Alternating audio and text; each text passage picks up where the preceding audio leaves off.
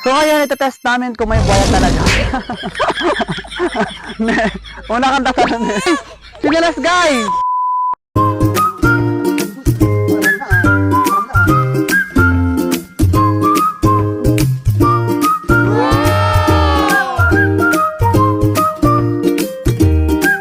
Hoy!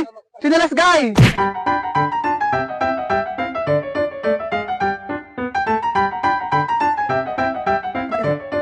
Tara na, let's go! Yan mga buwan. Gasar.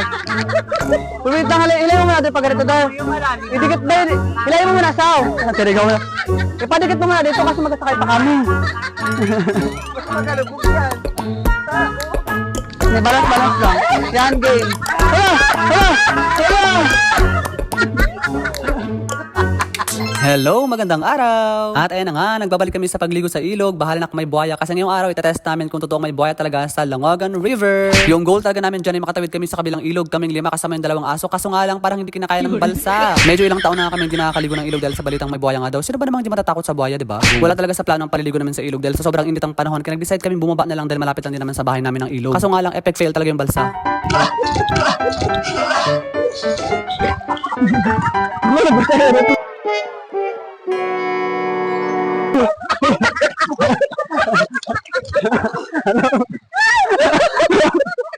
Unang try pa lang. Lubog agad tayo. Hindi talaga kaya ng balasa na may tawid kaming 5 kaya nag-decide kaming maligo na lang sa gilid-gilid. Hindi nga kami komportabling maligo dahil hindi namin alam baka sa paligid-ligid lang ang buhaya. Kaso nga lang nung nabalitaan namin na marami na rin daw palang naliligo dito sa ilog, nilakasan na namin ang loob namin at naligo na rin kami. Go! Actually years ago ay super linis at ganda ng ilog namin. Kaso nga lang dahil sa mga hindi natin kontroladong mga pangyayari ay unti-unting nasira ang ganda nito. Pero ang nakatutuwa ay marami na rin taong bumabalik at naliligo sa ilog. Actually meron na nga rin mga taga-ibang barangay dumadayo pa sa amin para maligo. Ligtas naman kami nakauwing lahat at walang bawas ang aming buong katawan. Kasi ako personally ang laki ng ambag ng ilog na to sa buhay ko dahil dito ako unang natutong lumangoy. At sa puntong ito nga ay bumaba na si Asaw dahil siya ata mukhang mabigat sa amin. Nakailang try talaga kami tumawid na kaming 5 pero hindi talaga kinakaya kaya kailangan natin magbawas ng tao. At ayun, sumakses kami. Dapat pala talaga 4 lang sakay ng balsa para hindi lulubog. Sa mga gusto nga palang maligo sa Langogan, go kayo hanggat libre pa. May tinatawag kami doon sa makandring na ipa nga. Go, sulitin nyo na hanggat mainit ang panahon. At sa puntong ito nga ay nalobat ang aking phone at di nyo na alam ang susunod na mga mangyayari. Hanggang dito na lang. Goodbye!